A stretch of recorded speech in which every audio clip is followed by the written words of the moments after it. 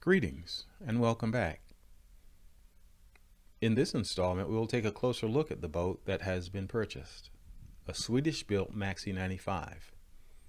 Its features, its strength, its potential weaknesses, the good and the not so good that I have found over the last 17 months.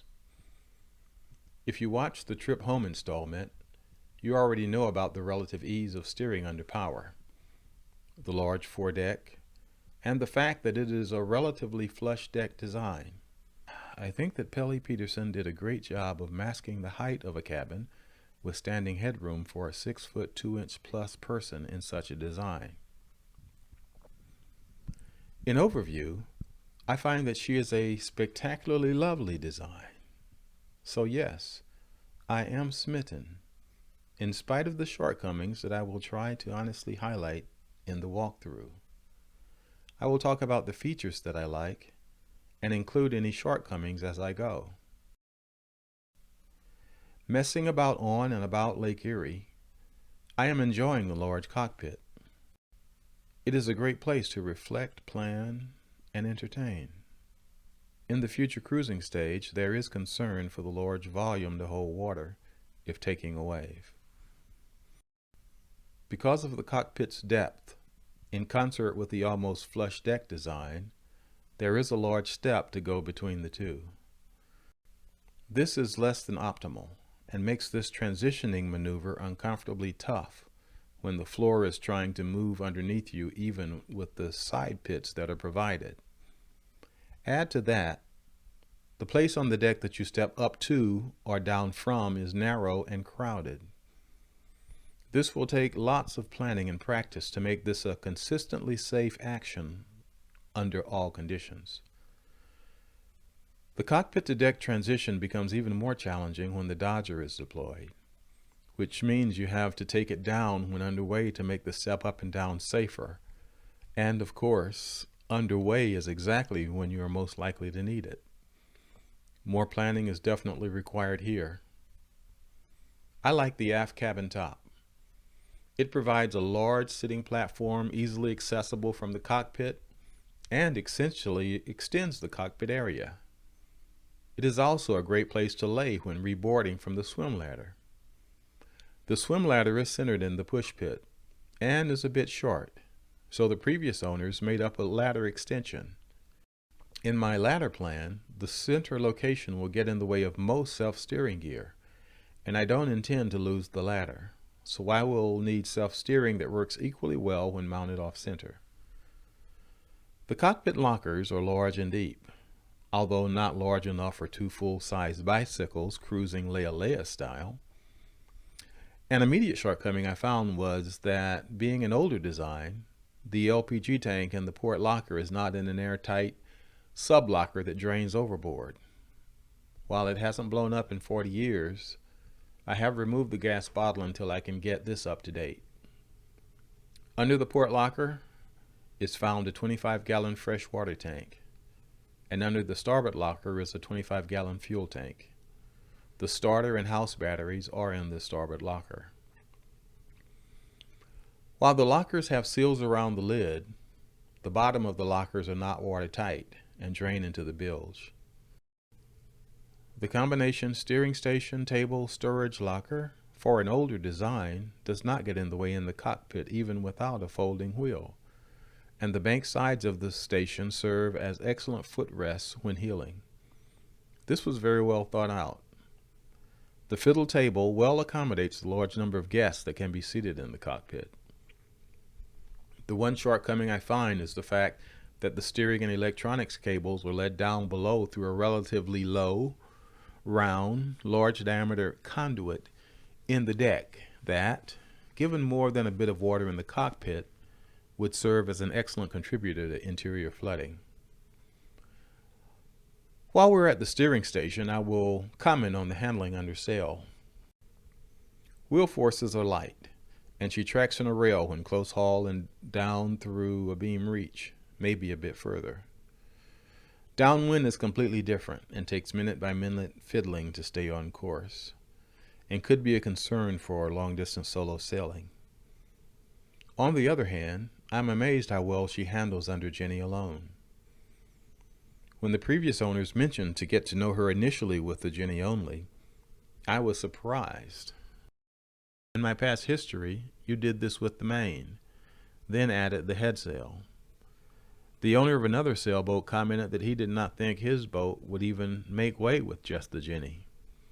Maybe it's the nature of a 150%er. To date, Jenny only, she drives easily to near 7 knots, and the wheel forces remain light. She even heads up in the puffs. Amazing. Being roller furling, the sail can be completely handled from the cockpit. One area of concern is that the main sheet is anchored on the steering station, which will complicate the fitting of sun covers for the cockpit, which will be very important in the sunnier parts of the world.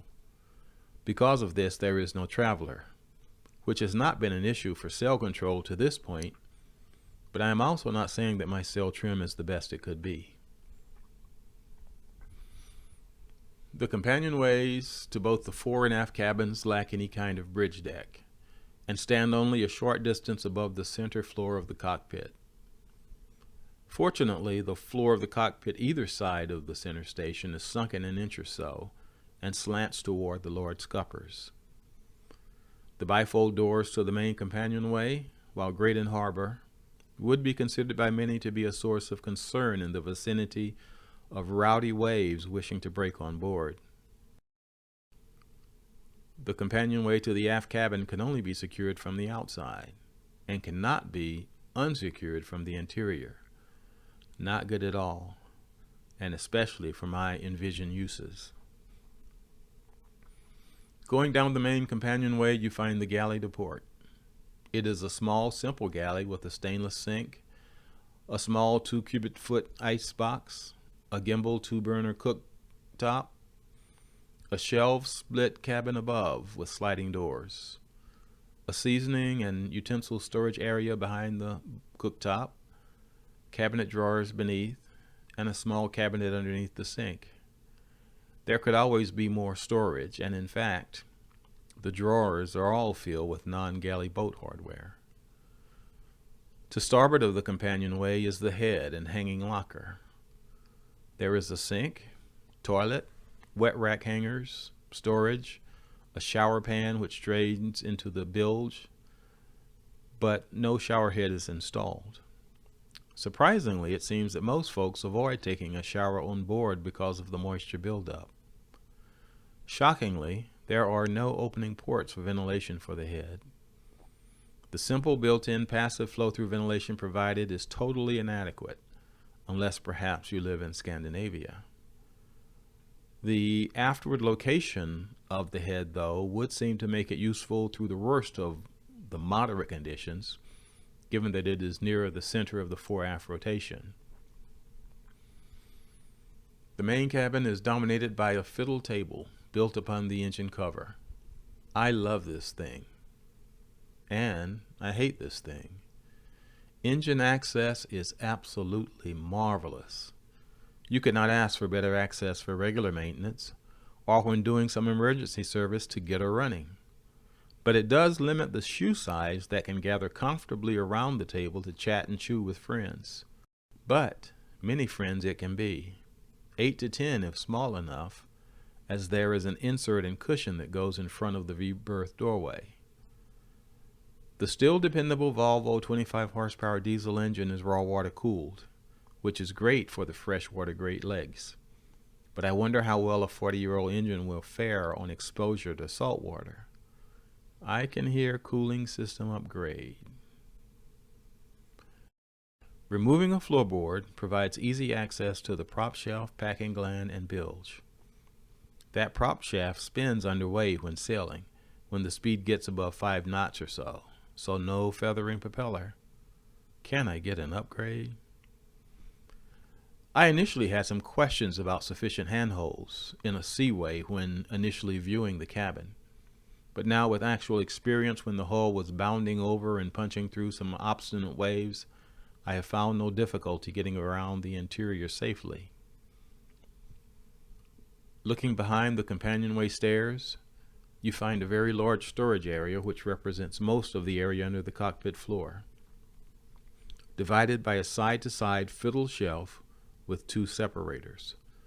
Lots of storage here, but it requires getting on your knees for access. On the port side next to the head is a single master switch that turns everything on or off. That has got to be changed. Turning back to the main cabin, you find a single settee berth to port and starboard. The starboard becomes a single plus or double with the addition of an insert and cushion stored up in the V-berth area.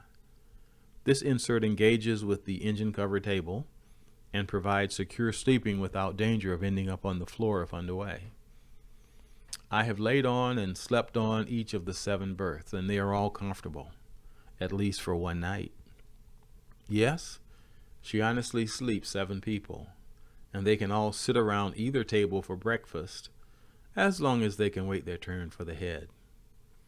Associated with each settee is drop-in storage behind the seat backs, a set of sliding door cabinets with fiddle shelving between and on top, and the 2 head knocker straps which transfer the stress of the inboard rigging into the hull.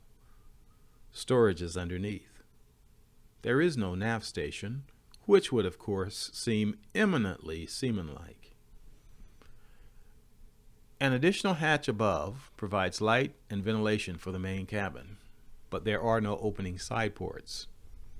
There are 2 passive ventilators, one above the hanging locker next to the head and one above the galley. Again, apparently okay ventilation for Scandinavia, but not so much for warmer climes, including here along the south shore of Lake Erie. Standing headroom for someone taller than 5 feet 10 inches ends at the bump, or headache generator just aft of the mast support, and one had best remember that it does, otherwise it bumps. The V-berth is the V-berth, with individual lighting on both sides, storage above on each side and beneath, and a nicely decorated hinged 2-door, 2-shelf cabinet up front behind the anchor locker. The forward hatch provides ventilation directly into this area. Moving back to the rear, the aft cabin is small and provides sitting headroom and separate and comfortable sleeping for 2 with individual lighting. Access to the steering quadrant is found in this area, providing a spacious area for its maintenance and repairs. In the Scandinavian mode, there is absolutely no ventilation for the aft cabin, except for its companionway hatch. No opening ports, no ventilators, active or passive. This definitely needs to be changed for the Caribbean warmth. The rig is a masthead sloop, to which backstay adjustment capability has been added, which is confusing because it is a masthead rig. And my understanding is that with this rig, you're trying to bend the hull more than the mast. Please comment if you know otherwise. The deck is completely ringed with double lifelines with pulpit, side pits, and stern pit. At the bow is a large combination anchor and sail locker. Overall, I really like the Maxi 95. There are some things to change and some concerns that need to be rectified, if able. But it seems that a 6-foot 2-inch sailor would be hard-pressed to find any more usefulness in a compact 31-footer. That's it for now. Please let me know if you have questions. In the next installment, we will plan to talk about updates and upgrades, both those already accomplished and those which are planned, near-term and long-term. Thanks for watching. By the way, what are you doing with your freedom?